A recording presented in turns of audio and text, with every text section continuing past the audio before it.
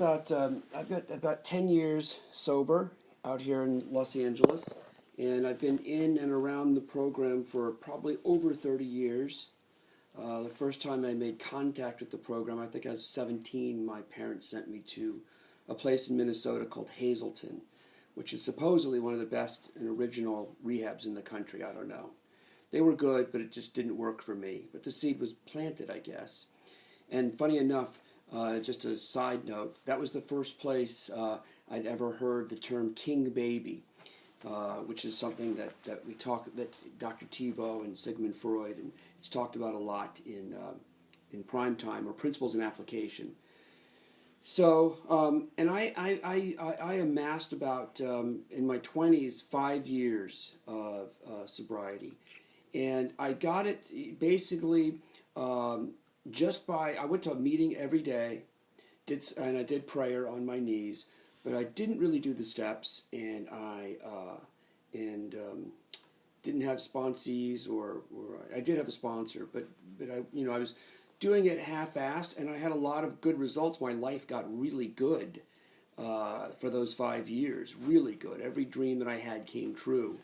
And then I eventually went out, and now I'm back, and I've gotten 10 years. However, my first 7 years in the program out here in LA, I had a sponsor. I was doing the steps. I think I'd gone through the steps 2 or 3 times with 2 or 3 different sponsors in my first 7 years.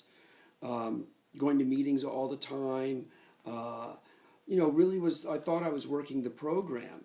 And at about 7 years, I had some bad things happen to me, and I had a complete mental breakdown. And I was shocked because I was sober, and I didn't use any drugs or alcohol, and I ended up in the psych ward at USC County, which is the public psych ward, and it's for the criminals. It's for the criminals and the homeless people, and you're tied down on a bed next to, you're tied into a bed. And there's like 30 beds on one side, it's all men, and they're all psychotic men. And the other side of the wall is all women, and they're all tied down as well. And the lights stay on, it's giant fluorescent lights, 24/7, there's no windows, so you don't know if it's daytime or nighttime. No watches, nothing that you could use to hurt somebody. So there's no way of, if you want to go to the bathroom, they have to accompany you into the bathroom and watch you go whatever you're going to go. So for me, this is not where the 12 steps should take me. And the psychiatrist said to me when I was trying to get out, you have to keep convincing them that you're sane enough to get out. So they do a lot of interviews with you to see if you're ready to get out. And they can hold you. The police can. It was a police intervention. So in California, they can keep you for 72 hours with no court order. And then after they assess you, they can keep you for another 14 days if they so choose. Mm-hmm. So I just wanted to get out of there. I ended up there, and it wasn't the right place for me. But this is in sobriety, 7 years sober, going to meetings, doing the 12 steps, got a sponsor, everything. And in fact, the psychiatrist said to me,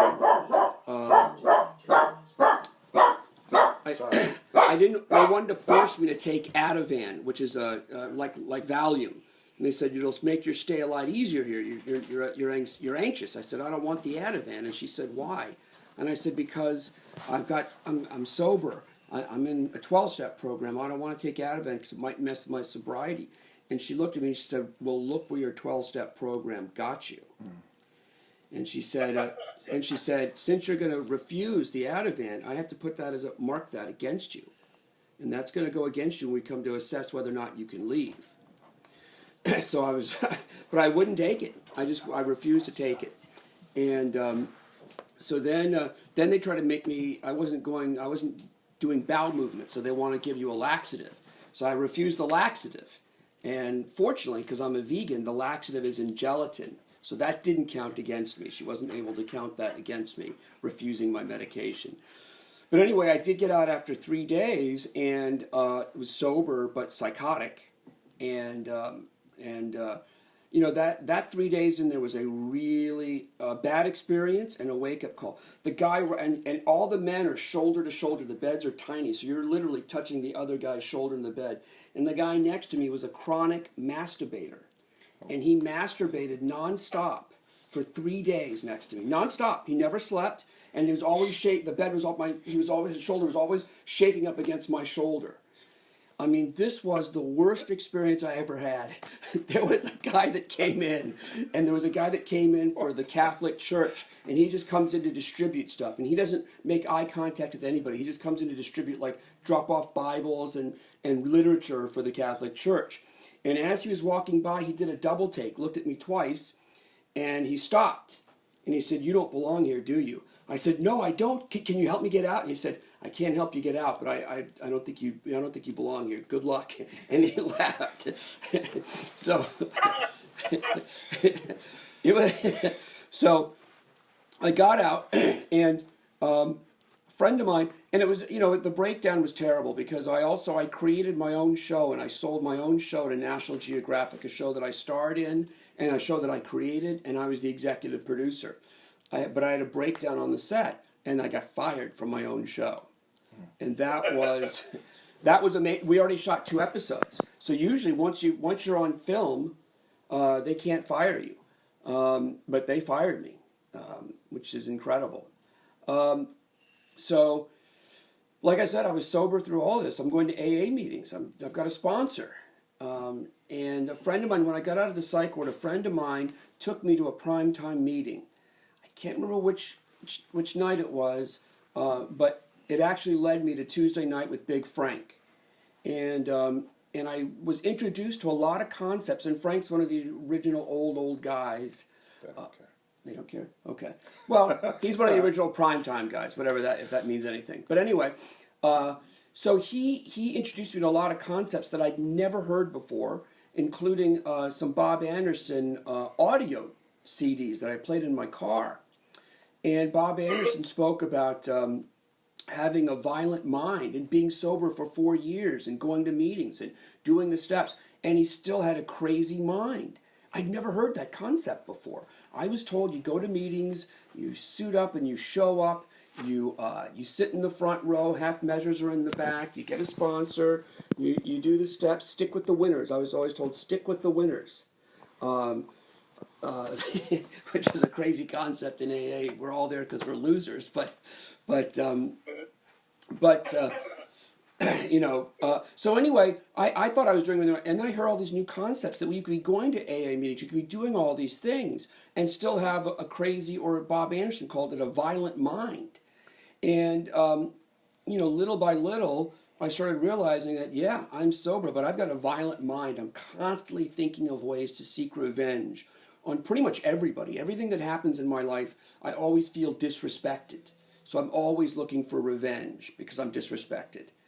And then the other concept that I was introduced to was Harry Tiebout, Dr. Tiebout. Never heard of Harry Tiebout, the Tiebout Papers. And he writes in the papers a thing on, turn that off, okay, about surrender versus compliance in AA. And that was a completely new concept to me. I had never, and I always thought compliance was good. I was sent away to very strict boarding schools at the age of 11. And I was taught at boarding school that we comply. Compliance is what we do. And when you comply, you'll have a good life. You just do what everybody says, get into the best schools. I got into an Ivy League college in New York, so I did everything in compliance. And I thought I had success. It looked like success. So I always thought compliance was a really good thing, and I got into AA and I complied. I didn't really believe any of this stuff. I didn't really like any of the people, but I saw that it worked, so I was in compliance. I did what I was told in AA, and I thought I would get the cash and prizes. And apparently that didn't work, because after 7 years I ended up in the violent criminal psych ward. So the compliance wasn't working for me. So this whole concept of surrender was a new concept for me. And the other thing is, so my first sponsor in prime time was that guy Frank, and he said to me, he said, it looks like you've done everything. You've been to Hazleton, to Betty Ford, to the Meadows. I've been to all the best rehabs in the country, and they didn't do much actually. But I had a lot of knowledge, and I've done, went to all the good meetings, heard all the good speakers in LA, and there's all these well-known circuit speakers, and I hit all those meetings. And so Frank said, we got to work on we got to get you a God. The one thing that you're missing in this whole thing is God. And that's another thing. I was in compliance with God. I'm the kind of guy that God doesn't mean anything to me, or didn't mean anything to me. So if you say to believe in God, I said, sure, I believe in God. Why not? And Bob Anderson talks about that on one of his CDs, that an alcoholic will say anything to get along, to get by. And that was me. I always wanted to get along, get by in life, and I'll agree to anything and comply or whatever. So Frank introduced me to the book Sermon on the Mount to help me get a better concept of a God. And I did have another sponsor before that who was a big Christian and tried to get me all the religious Christian stuff, and that repelled me. I didn't like that at all. But he said the same thing. He said that I seeked a lot of Eastern philosophical, Hinduism, Sikhism, and that sponsor before Frank told me, he said, when you're going